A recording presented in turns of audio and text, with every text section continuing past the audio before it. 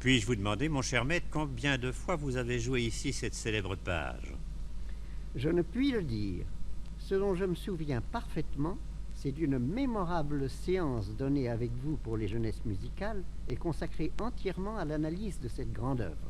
Si je ne m'abuse, vous êtes celui qui s'est le plus souvent assis devant cette console aux 4 claviers. Je pense avoir donné ici une 50aine de récitals depuis 1942. Vous souvenez-vous quels sont les grands cycles que nous avons ici même présentés au public? Oui. Le premier avait pour sujet les grandes formes de la musique d'orgue. Le second se composait de 10 récitals consacrés à l'œuvre de J.S. Bach. Il fut répété et augmenté l'année du tricentenaire de la mort du grand cantor en 11 séances. Un quatrième cycle avait pour titre « Grandeur, décadence et renaissance de la musique d'orgue française ». Il comprenait 6 séances. Aimez-vous jouer cet orgue? Et ne vous sentez-vous pas trop perdu dans cette vastitude avec cette immense salle de 2600 places derrière vous, ces 7000 tuyaux devant vous? Je n'ai jamais éprouvé de crainte en m'asseyant à cette console. Loin de me trouver isolé sur ce plateau, Chaillot est un des rares endroits où le public compte pour moi.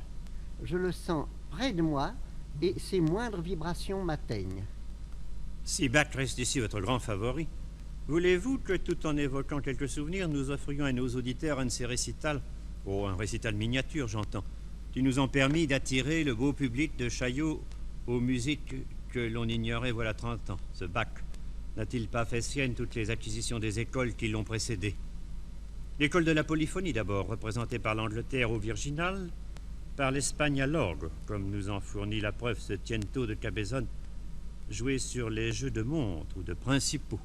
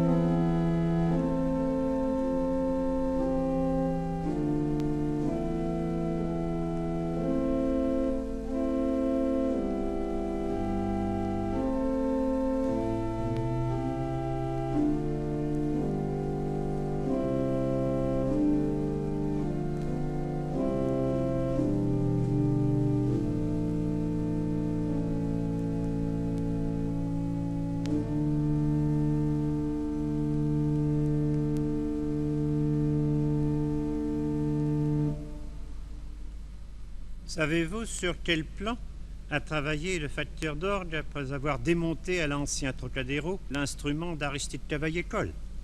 Gonzalez a complètement remanié l'articulation générale de l'orgue, autrefois enfermé dans un vaste buffet. Aujourd'hui, les différents plans sonores s'ordonnent de la manière suivante. Grand orgue et solo au centre, pédale aux extrémités, à l'étage supérieur, derrière les grillages, les deux claviers expressifs, positif et récit. Voici, pour ceux qui nous écoutent, quelques accords au grand orgue. Au positif.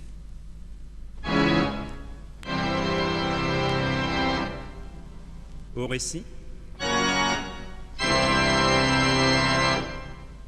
Au solo. Enfin, quelques notes de pédale.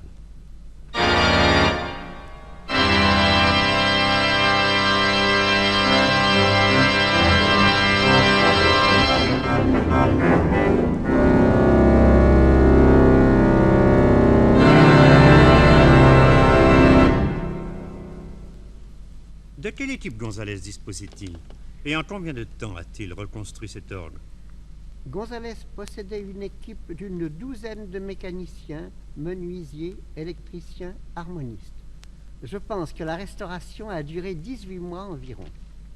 À vrai dire, il s'agit d'un ensemble comme la France n'en possède pas d'autre, un orgue de 75 tonnes qui est mobile, qui avance sur une plateforme à la vitesse de 2 mètres à la minute, qui utilise 800 km de câbles électriques et qui ne dispose en façade d'aucun buffet de bois, puisque seule la tuyauterie de métal avec ses différents plans, ses ombres et ses lumières sert ici d'éléments décoratifs. Puis-je vous demander si Gonzalez portait un particulier intérêt à cet instrument? Je me souviens qu'il s'y est beaucoup intéressé. Nous en avons longuement parlé ensemble, à titre privé, et je sais que son désir aurait été d'orienter cette transformation vers un plan plus proche de l'orgue classique dont il rêvait. Vous qui avez beaucoup connu l'homme, qu'en retenez-vous? Un homme dont le génie n'avait d'égal que l'extrême modestie et le total désintéressement. S'il eut, comme vous le dites, une grande compréhension de la musique ancienne, il ne s'est pas intéressé à la seule tradition de ses ancêtres castillans. Je crois savoir qu'il avait aussi une claire vision du plein jeu des Italiens qu'ils appelaient le ripieno, c'est-à-dire cet ensemble de mixtures fines qui viennent amplifier les fonds, ainsi qu'en cette toccata de Frescobaldi avant la messe des apôtres.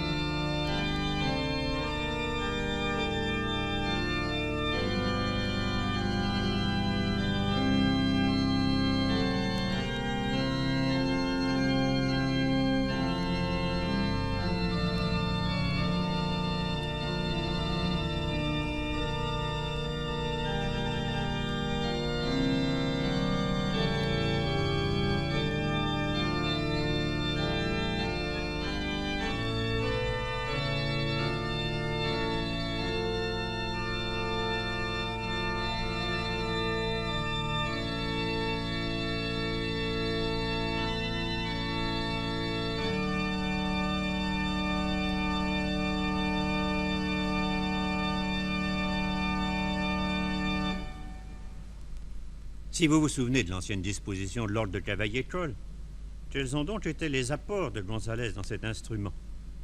Sans parler des transformations apportées par Gonzalez aux 66 jeux de l'orgue Cavaillé-Coll, Gonzalez a ajouté 14 jeux nouveaux, tous destinés à éclairer la palette sonore de l'instrument.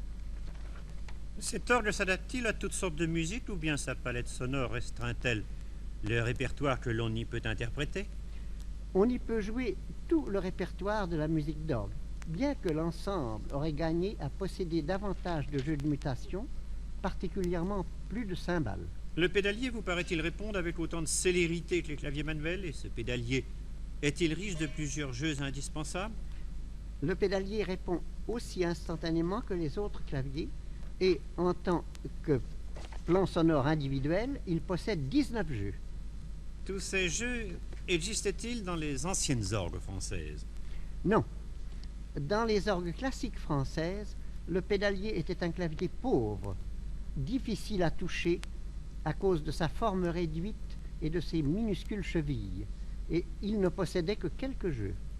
Alors comment jouez-vous ici un récit de tierce-entaille de ce Grigny, dont Bach devait recopier de sa main à 18 ans le livre d'orgue? Lorsqu'un organiste voulait faire chanter le ténor, il lui fallait de toute nécessité jouer la basse sur le pédalier. Mais celle-ci, ne comportant que des valeurs longues, elle s'exécutait sur une flûte de 8, le plus grave des jeux de fond. Récit de tierce-entaille sur le Pangéline-Gois Nicolas de Grigny.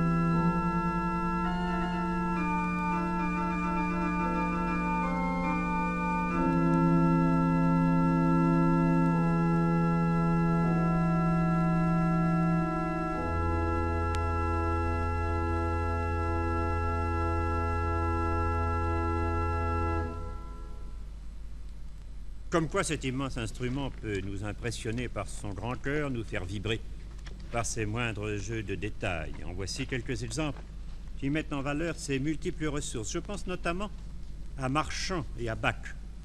Et cette fameuse base de trompette de Marchand, la jouez-vous tout en staccato, le staccato étant permis, voire conseillé sur un orgue dont les sonorités au premier abord paraissent devoir être liées. Les Français, comme les Allemands, ont depuis longtemps pratiqué le jeu staccato, Celui-ci s'impose même tout particulièrement lorsqu'on veut faire goûter l'attaque d'un jeu d'anche. Basse de trompette et dessus de cornet de Louis Marchand.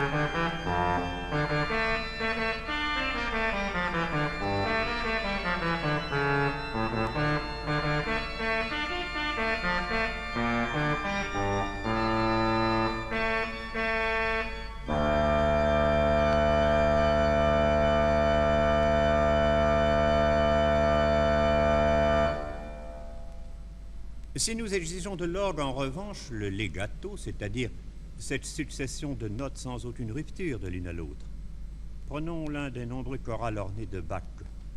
Sur un cornet, mixture composée de 5 rangs par touche, la mélodie ornementée s'enroule, se développe d'un intervalle à l'autre, soutenue par un accompagnement aux sonorités neutres, bourdons et flûtes, ainsi que dans ce commentaire sur le fameux texte « Quand nous sommes dans une grande détresse ».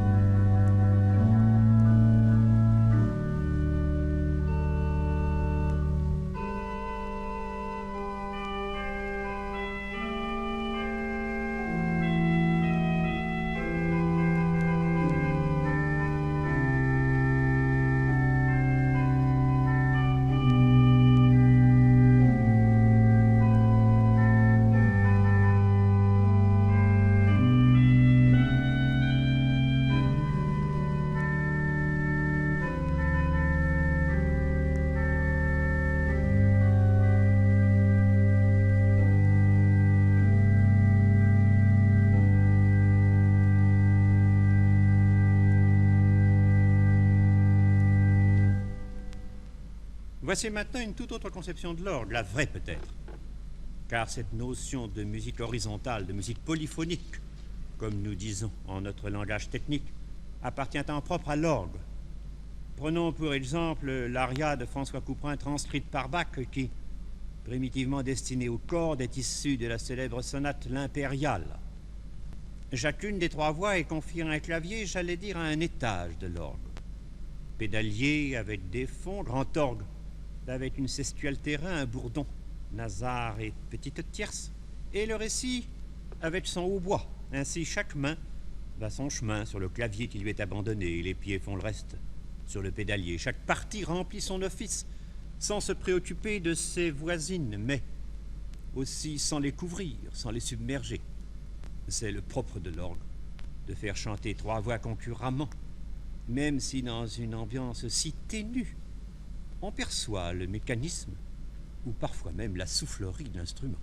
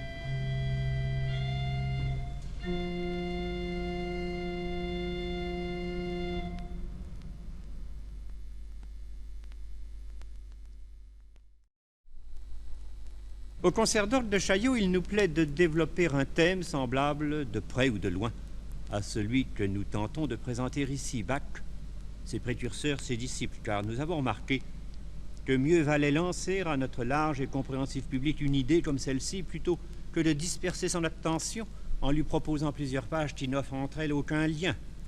À Chaillot, nous en sommes même arrivés à reconstituer pour une part les données de ce que nos ancêtres du XVIIIe ont appelé le concert spirituel. Celui-ci était organisé depuis 1725 dans une des grandes salles du Palais des Tuileries.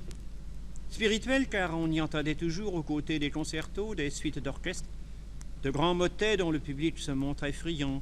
Lully, Delalande, Bernier, Campras, Gervais, Mondonville furent tour à tour applaudis pour leurs grandes cantates sur paroles latines que nous avons l'intention de ressusciter une à une. Plus tard vinrent des pièces d'orgue, la salle ayant été dotée d'un instrument touché par Balbâtre, puis les premières symphonies de nos Français Gossec, Leduc, Guénin. Le concert spirituel de Chaillot entend donc renouer une noble tradition, au centre de laquelle se trouveront certes Bach et ses contemporains français, mais qui débordera sur le 19e, qui sait même, sur le 20e siècle. Ainsi, nous ne sommes plus à montrer que ce Bach avait fait école depuis quelques 70 ans après sa mort, jusqu'en son pays.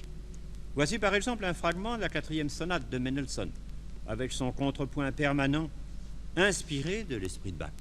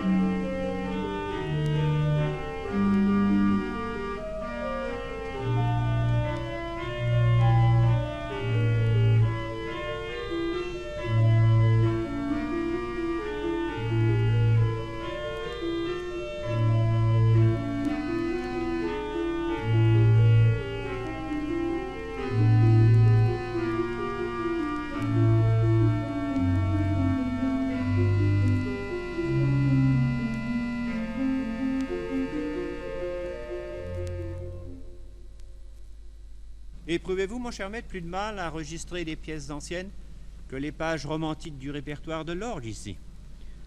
Il ne faut pas oublier que cet instrument est né en pleine période romantique, 1878. C'est dire que la majorité de ces jeux ont d'abord été conçus pour cette époque et qu'il est aisé ici de enregistrer, de colorer toute musique romantique. À vrai dire, qu'entendez-vous par ce mot, cet art de l'enregistration? Au cœur de cette console aux centaines de boutons, dominos, poussoirs, que sais-je, n'êtes-vous pas là comme le peintre qui doit faire son choix entre les couleurs dont il vient de charger sa palette? Ces boutons, ces dominos et poussoirs sont groupés avec beaucoup de logique au-dessus du pédalier, sous chacun des claviers, ou bien de part et d'autre de ceux-ci. Registrer, c'est opérer un choix au milieu de tout ce monde. Registrer, c'est opposer, c'est aussi grouper des jeux suivant certaines normes que la musique elle-même semble bien souvent nous suggérer. La question de registration serait fort embarrassante si nous ne possédions, par les différents plans d'orgue conservés dans chaque pays, la tradition de chaque école. Si Bach ne nous a laissé, contrairement aux Français, aucune directive pour l'enregistration de ses œuvres, en va-t-il de même avec les romantiques? Voici d'abord Schumann, le grand admirateur du cantor. À partir du XIXe siècle, les auteurs ont commencé à multiplier les indications de nuances et de registration. Ce n'est pourtant pas le cas pour Schumann, sans doute parce que celui-ci, étant avant tout pianiste, a écrit ses fugues pour un instrument alors nouveau, le piano pédalier. Mais, à vrai dire, ces fugues, dont certaines, comme celle sur BACH que je vais jouer, ont été aussi bien conçues pour l'orgue.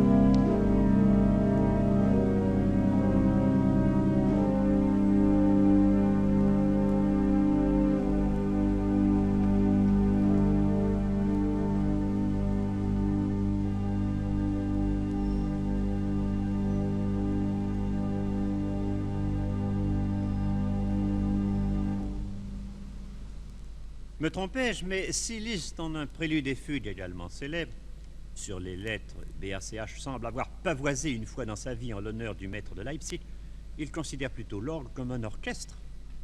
Certainement. L'instrument roi ne pouvait qu'enthousiasmer le large génie de Franz Liszt. Sans l'avoir jamais approfondi, il lui est souvent arrivé de le toucher, ce qui sans doute a inspiré ses débordements orchestraux, notamment lorsqu'il improvisait. Fugue sur le nom de BACH, France Liszt, fragment.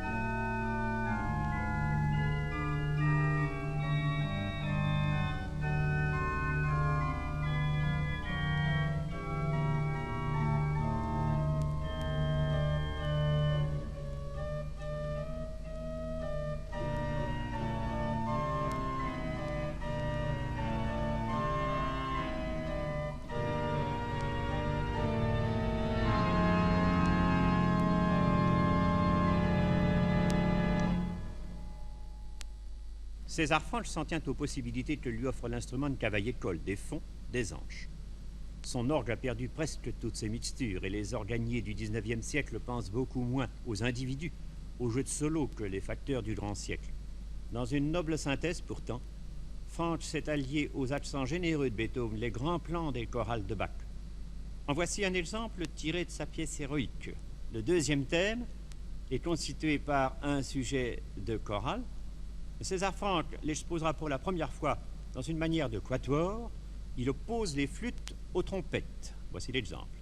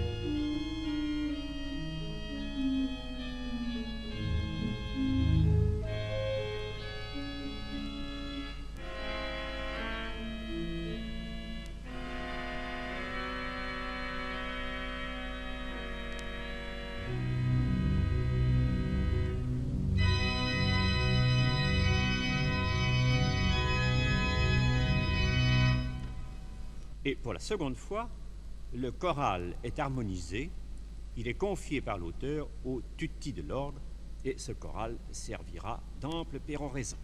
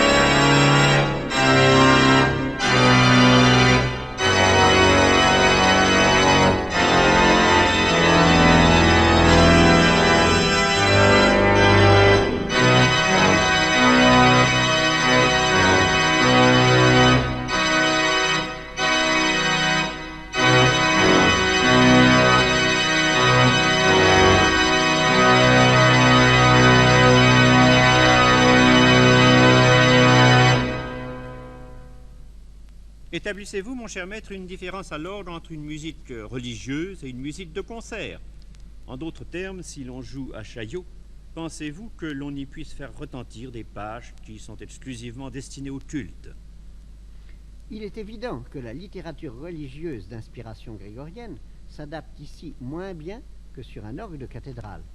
Mais ce qu'une salle comme celle-ci perd en ambiance sonore, elle le gagne en précision, permettant à l'organiste les intentions les plus délicates et l'autorisant à apporter à l'auditeur un message plus direct. Bien mieux, l'orgue a-t-il fait lever une littérature intégralement profane chez les successeurs de Bach? On parle couramment d'un orgue de concert. Y croyez-vous? Comme succédané de l'orgue romantique, l'instrument du XIXe siècle a fait lever toute une littérature de sonates et de symphonies qui a sa place privilégiée au concert. Nul n'était, je pense, plus admirateur de Bach que votre maître Eugène Gigoux.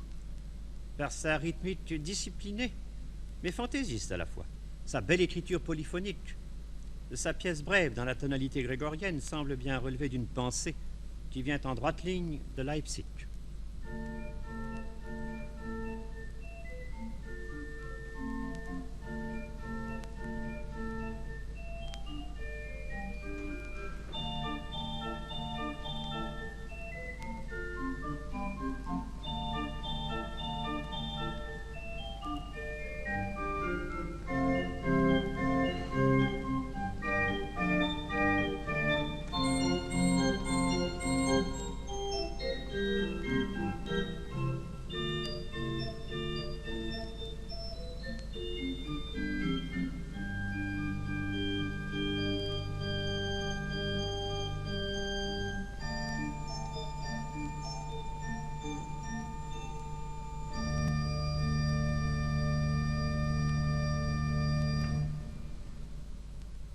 Ce n'est pas seulement dans la toccata que Bach a donné des preuves de cette volonté organisée, de cette permanence dans la rythmique, de cette articulation où rien n'est livré au hasard, mais aussi dans la fantaisie, surtout dans le prélude. Et tous ceux qui ont œuvré dans ce sens, depuis Camille Saint-Saëns jusqu'à Marcel Dupré et de plus jeune encore, s'inscrivent alors dans la lignée du grand saxon. On pourra témoigner ce prélude en mi bémol de Camille Saint-Saëns.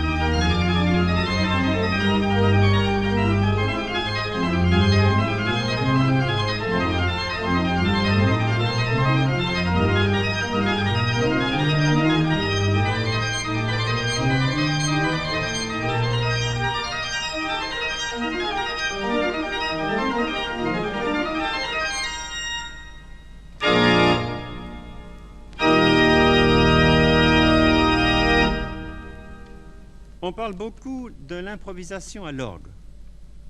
Puis-je, mon cher maître, vous demander quelles sont, à votre avis, les qualités requises pour s'adonner à cet art? La première qualité d'un improvisateur est d'avoir quelque chose à dire et de le concevoir très rapidement. L'improvisateur doit ensuite chercher à ordonner autant qu'il le peut le plan de cette création instantanée, et la colorer en utilisant au mieux l'instrument dont il dispose. En bref, tout cela exige une présence constante au clavier et une permanente maîtrise de soi. Je vais demander à André Marchal de bien vouloir improviser sur un thème populaire. Il a choisi « Nous n'irons plus au bois » et je crois savoir qu'il va donner quelques variations sur cet orgue si coloré, si riche dans sa palette sonore, qui a été construit, je le répète, par Gonzalez quelques années avant la guerre, au moment de la grande exposition, entrepris en 1937 et inaugurée en 1938.